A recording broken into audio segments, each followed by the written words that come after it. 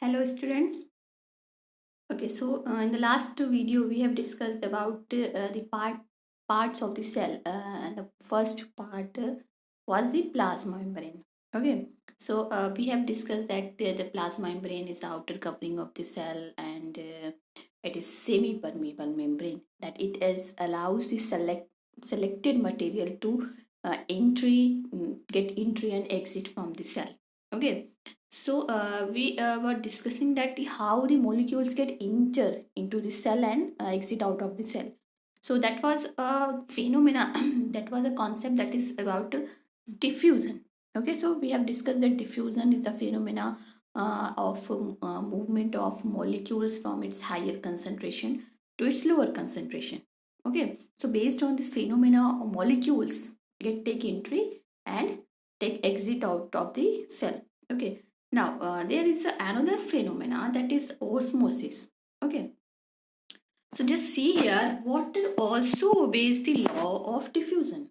Okay, the movement of water molecules through such a selectively permeable membrane is called osmosis. Okay, yeah, osmosis is a type of diffusion. Okay, if we are talking about the movement of only water molecules, then this diffusion is termed into osmosis. Okay, if we talk about the movement of water into the cell, okay, from the selective permeable membrane, that will be osmosis. Okay, understand? If we talk about water molecules to take entry into the cell is called osmosis.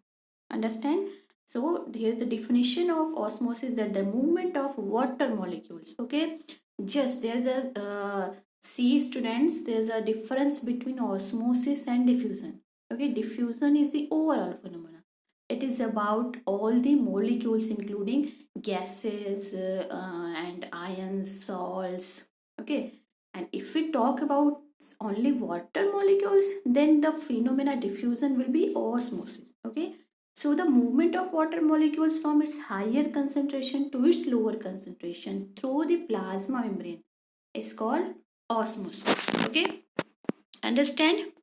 Okay, just see, based on this phenomena that is osmosis, there is a circumstances, the situation. Okay, just see in this paragraph, what will happen if we put an animal cell or plant cell into a solution of sugar और salt water. ठीक है, सो यहाँ पे क्या है कि osmosis क्या करता है, the movement of water molecules across the plasma membrane. Okay, just see, the movement of water molecules across the plasma membrane is also affected by the amount of substances dissolved in water. Okay, अगर pure water है, ठीक है, तो क्या condition होगी water movement की, if water is diluted, ठीक है, सॉरी कंसनट्रेटेड, अगर उसमें दूसरे मॉलिक्यूल्स ऐड हैं like sugar and salt molecules add हैं, then what will happen to the movement of water molecules, ये यहाँ पे इसमें दिखाया गया है. ठीक है, thus osmosis is the passage of water from a region of high water concentration through a selectively permeable membrane to a region of low water concentration till equilibrium is reached. ठीक है, यानी कि वाटर कंसंट्रेशन जहाँ पे water molecules ज़्यादा होंगे, वहाँ से जो है वाटर मॉलिक्यूल्स मूव करके लो कंसंट्रेशन की तरफ जाएंगे. ठीक है, अब यहाँ पे देखिए 3 सिचुएशन हो गई हैं.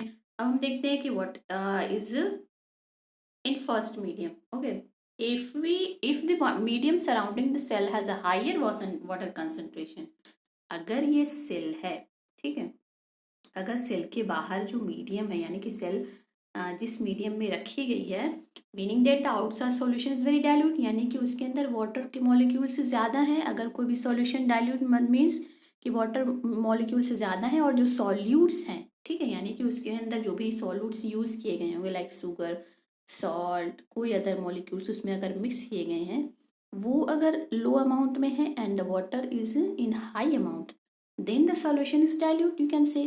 ओके, सो यहाँ पे क्या, उस कंडीशन में क्या होगा कि वाटर जो है उसका कंसंट्रेशन ज़्यादा होगा. ठीक है, सो यहाँ पे क्या हो गया कि meaning that the outside solution is very dilute, the cell will gain water by osmosis. ठीक है, सेल के बाहर का कंसंट्रेशन वाटर का ज़्यादा है, बट उसके अंदर का वाटर का कंसंट्रेशन कम है, यहाँ पे कम है, यहाँ पे ज़्यादा है, क्योंकि ये डाइल्यूट है, इसके अंदर वाटर मॉलिक्यूल्स ज़्यादा हैं, बट सेल के अंदर वाटर मॉलिक्यूल्स कम हैं। इन दिस सिचुएशन आपको पता ही है कि भाई हाई से लो की तरफ जाएगा, तो यहाँ पे ज़्यादा है, यहाँ से वाटर मॉलिक्यूल्स कहाँ जाएंगे, सेल के अंदर इंटर करेंगे ऑब्वियसली। ठीक है, इसका बस यही एक रूल है कि जहाँ पे भी देखेगा कि भाई हमारे पास अगर कोई चीज़ ज़्यादा है, अगर उनके पास नहीं है तो चलो उनको ले चल के दे देते हैं, इतना हम ले चल के देते हैं, इतना ले जाते हैं ताकि हम दोनों में बराबर हो जाए। दैट मीन्स कि इक्विलिब्रियम ये सेट करने की कोशिश करते हैं। ठीक है, यहाँ पे क्या होगा कि इस कंडीशन में आउटसाइड सॉल्यूशन डाइल्यूट है। ठीक है, उस कंडीशन में क्या होगा, cell will gain water molecules. उस कंडीशन में क्या होगा, सेल जो है वो फूल जाएगी, स्वेल अप हो जाएगी। ठीक है, and the solution will hypotonic solution. ठीक है, सॉल्यूशन क्या है आपका, हाइपोटोनिक है। हाइपो मतलब हाइपोटोनिक सॉल्यूशन, सॉल्यूशन में हाइपो मतलब हो जाएगा लो। ठीक है, हाइपो वर्ड मीन्स होता है लो, यानी अभी सॉल्यूट्स कम है। ठीक है, उस सॉल्यूशन में सॉल्यूट्स का अमाउंट लो है एंड वाटर का अमाउंट ज़्यादा है, that solution will be hypotonic solution. Okay, समझ में आई बात। In this condition the cell is likely to swell up. Okay, in hypotonic solution, hypo word जो है वो सॉल्यूट के लिए है यहाँ पे। ठीक है, अंडरस्टैंड। अब हम बढ़ते हैं नेक्स्ट में। इन नेक्स्ट मीडियम क्या होगा कि अगर मीडियम सेम है, ठीक है, अब यहाँ पे ये कह रहा है कि इस कंडीशन में जो है आपका, इसमें और में क्या था आपका, बाहर की तरफ जो है सेल के बाहर मॉलिक्यूल्स वाटर के ज़्यादा थे। अब ऐसी कंडीशन में जिसमें कि सेल के मॉलिक्यूल्स वाटर के और बाहर जो मॉलिक्यूल्स हैं दोनों आपका सेम है, यानी सेल में भी उतना ही है जितना बाहर है। इस कंडीशन में क्या होगा, कोई मूवमेंट नहीं होगा, कोई ओवरऑल मूवमेंट नहीं होगा, नेट मूवमेंट क्या होगा, जीरो होगा, क्योंकि दोनों तरफ बराबर है। देन इस कंडीशन में क्या होगा, cell will be same size. ठीक है, और the solution will be called as isotonic solution. ठीक है, इस सॉल्यूशन को क्या बोलेंगे, आइसोटोनिक सॉल्यूशन। आइसो मतलब होता है सेम।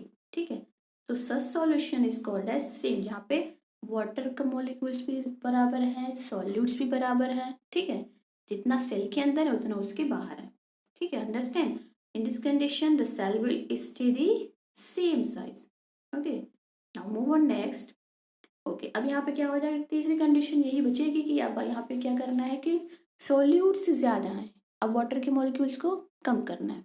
ठीक है, सो अब has a lower concentration of water. अगर सेल के बाहर का कंसंट्रेशन वाटर का कम है एंड सेल के अंदर का ज़्यादा है, बाहर का कम है। ठीक है, यहाँ पे हम देख लेते हैं, if the water molecules is less than the cell membrane. ठीक है, सेल इनसाइड द सेल, अगर सेल से उसके मॉलिक्यूल्स बाहर वाले कम हैं वाटर के, then what will happen in this solution, water will go from cell to the outer medium.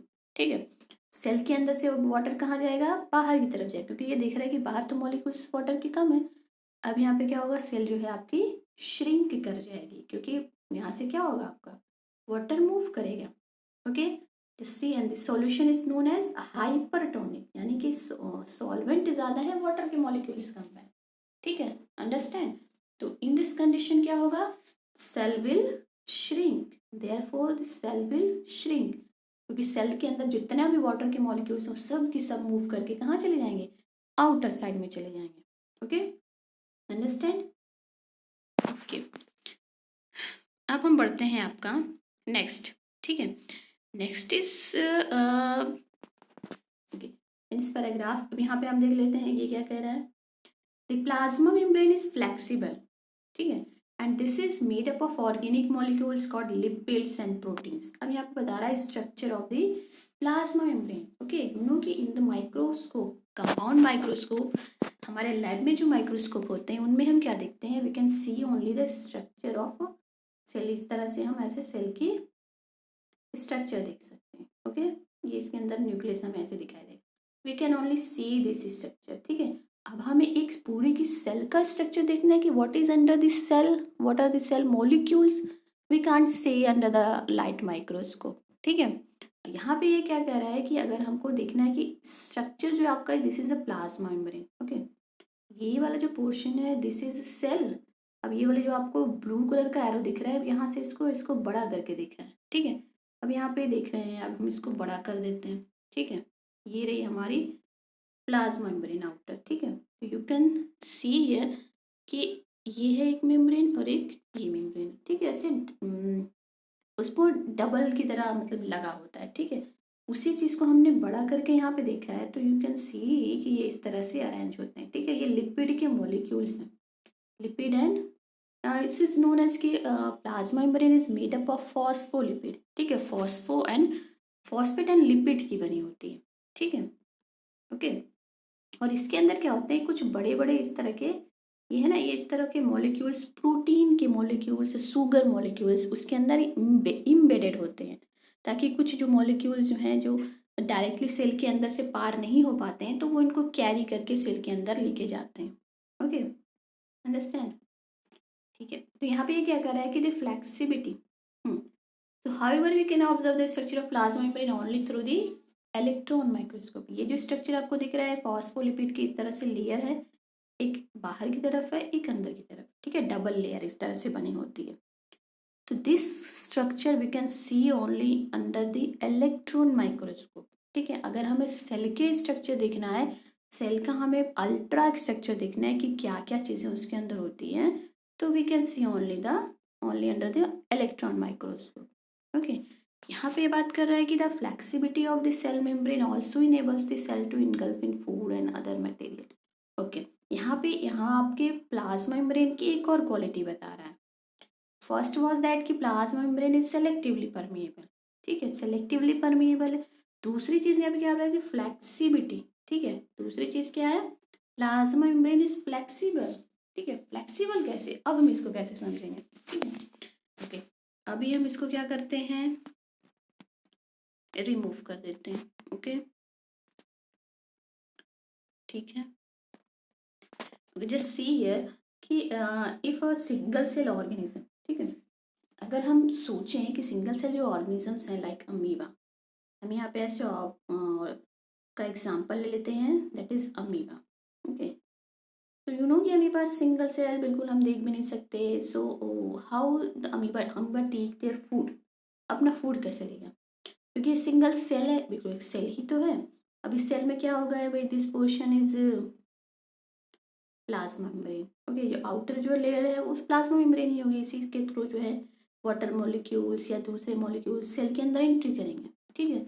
Food कैसे लेता है, वो आपकी इस प्लाज्मा मेम्ब्रेन की फ्लेक्सिबिलिटी की वजह से हो रहा है, ठीक है। कैसे हो रहा है, अब हम यहाँ पे देख लेते हैं। ये रहा अमीबा, अब इसके पास जब आपका ये फूड आता है, ठीक है, ये इसके पास फूड आ गया, इनके भाई माउथ तो होते नहीं कि भाई मुंह में हमारे जैसा रख लिया और उसको कर लिया, ठीक है, बॉडी के अंदर ले लिया, ऐसा नहीं होता है। इसमें क्या है कि अभी इनकी प्लाज्मा मेम्ब्रेन फ्लेक्सिबल, देख रही हैं, इनका स्ट्रक्चर जो है ये फिक्स्ड नहीं है, इनका शेप जो है अमीबा का वो फिक्स नहीं होता है, ठीक है, इरेगुलर शेप का होता है। तो यहाँ पे क्या करेंगे, इनके जो प्लाज्मा मेम्ब्रेन है ये अपने आप ही इस तरह से ऐसे गड्ढे बना लेंगे और फूड को इसके अंदर इस तरह से ले लेंगे, और फिर बाद में ये जो गड्ढा है ये पूरी तरह से पैक हो जाएगा, इस तरह से ये फूड इसके अंदर आ गया, ठीक है। देन अब यहाँ से भी भाई इनकी प्लाज्मा मेम्ब्रेन है, अब इससे जो है फूड को ये अपने अंदर एब्सॉर्ब कर लेंगे, okay. So this is the flexibility of plasma membrane, okay. अब हम बढ़ते हैं आपके नेक्स्ट पार्ट की तरफ, ठीक है, okay. So you have to solve this questions, how do substances like CO2 and water move in and out of the cell, and why is plasma membrane called as selectively permeable, ठीक है। अब यहाँ पे आपको reason देना है कि why it is so, ठीक है। Next part is cell wall, हमने डिस्कस किया था, there is the three parts of cell, that is plasma membrane, nucleus and cytoplasm, okay। So cell wall is the part under the plasma membrane, ठीक है। Plasma membrane आपकी outer covering है, and what is cell wall, अब हम देखते हैं what is cell wall. Plant cells in addition to the plasma membrane have another rigid covering called the cell wall, okay।